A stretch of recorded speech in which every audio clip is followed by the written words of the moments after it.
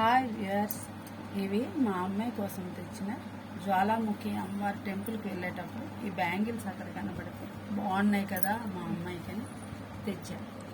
చూడండి ఎంత నైస్గా ఉన్నాయో. గోల్డ్ అని వెరైటీస్ ఉన్నాయి. కాస్ట్ 50 రూపీస్ మా, కానీ చాలా బాగున్నాయి. చాలా మోడల్స్ ఉన్నాయి. ఇగో ఇవి ఇంకా ఇవ్వండి. చూడండి అన్ని స్టోన్స్, ఏ శారీ కట్టినా చాలా బాగా ఉంటాయి.